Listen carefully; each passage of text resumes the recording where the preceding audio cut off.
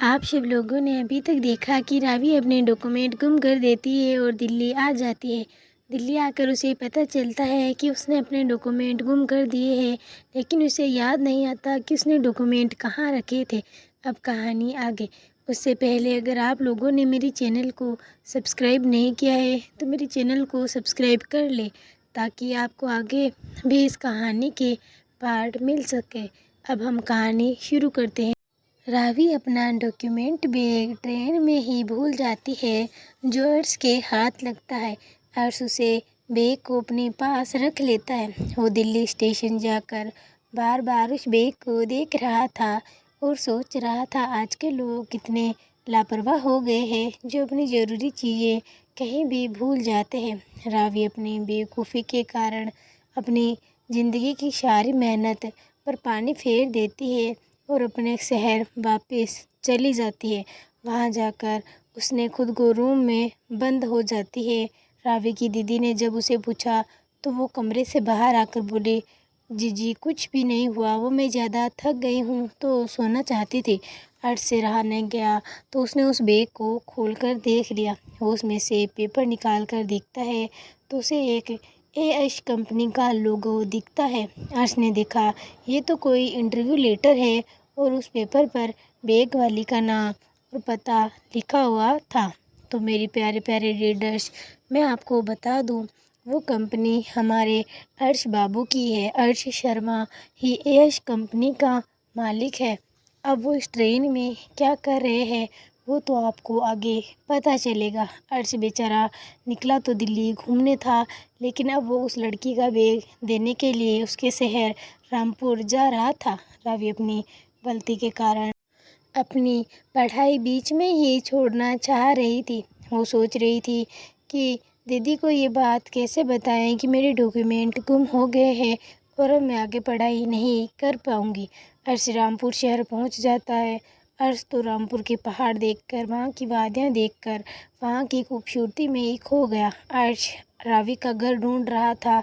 घर ढूंढते ढूंढते वो एक ऐसी जगह चला जाता है जहाँ पहाड़ों पर बहते झरने के पानी का शोर, ढलती शाम, वो ठंडी ठंडी हवाएं। अर्श अपनी आंखें सुकून से बंद कर लेता है। वो एक अच्छी जगह देख के बैठ जाता है और ढलते सूरज को देखने लगता है। रावी भी अपनी दीदी से पूछकर यहाँ पे सूर्य अस्त देखने आई हुई थी, क्योंकि ये उसकी फेवरेट जगह थी। जब भी उसका मन उदास होता तो वो यहाँ आ जाती और यहीं बैठ जाती। रावी को वापस अपने घर जाने लगती है।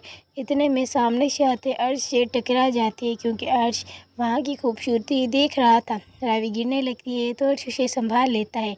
ये रावी और अर्श की दूसरी मुलाकात थी। अर्श रावी को अपनी बाहों में थामे खड़ा था और मन में बोला, बहुत सुंदर। रावी भी अर्श को एकटक निहार रही थी। एक पल के लिए दोनों एक दूसरे में खो जाते हैं। फिर बारिश की बूंदें उनके ऊपर गिरने लगी तो दोनों होश में आए, मानो आकाश भी उनसे मिलने की खुशी मना रहा हो।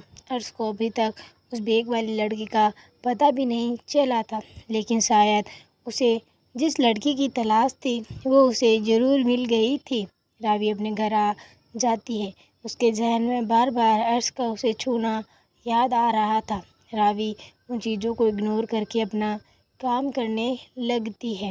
अर्श वापस उसी झरने के किनारे आकर बैठ जाता है और वहाँ के सुकून को महसूस करने लगता है। थोड़ी देर बाद रावी भी वहीं आकर बैठ जाती है। अब तक वहाँ पर धीरे धीरे अंधेरा हो गया था और आसपास का कुछ भी नहीं दिखाई दे रहा था। अर्श को फिर एक बार उस पहले वाली लड़की की खुशबू आती है, लेकिन वो इस बात पर ज़्यादा ध्यान नहीं देता। थोड़ी देर बाद अर्श और रावी दोनों ही उठ के वहाँ से चले जाते हैं और दोबारा टकरा जाते हैं। जब रावी और अर्श एक दूसरे को देखा तो दोनों एक साथ चिल्लाए, तुम यहाँ क्या कर रहे हो?